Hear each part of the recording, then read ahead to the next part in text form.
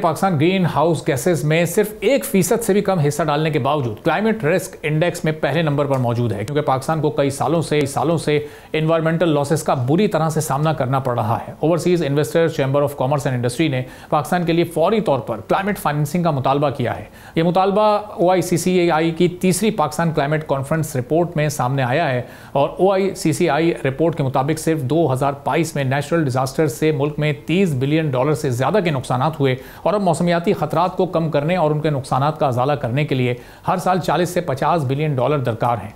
हुकूमत इस बात पर जोर दे रही है कि एनवायरमेंटल डिजास्टर से होने वाले नुकसानात को मुस्तकिल और पायदार हल की तरफ जाना चाहिए, जबकि इंटरनेशनल पार्टनर्स को भी क्लाइमेट चेंज फाइनेंसिंग और फंड में हिस्सा डालना चाहिए। फौरी तौर पर डीकार्बनाइजेशन न की गई तो यूरोपीय यूनियन के कार्बन बॉर्डर एडजस्टमेंट की वजह से मुल्की एक्सपोर्ट्स कंपटीशन से बाहर हो सकती हैं। OICCI के मुताबिक इकोनॉमिक ग्रोथ के लिए ग्रीन फाइनेंसिंग और डीकार्बनाइजेशन बहुत ज़रूरी है। मुल्क की मईशत पर नज़र रखने वाले माहिरीन के मुताबिक प्राइवेट एनवायरमेंटल इन्वेस्टमेंट मुल्क में लाने और फंड्स के बेहतरीन इस्तेमाल के लिए मुस्तकिल पॉलिसीज, ट्रांसपेरेंसी, टेक्निकल और गवर्नेंस की सलाहियतों को मजबूत बनाना होगा।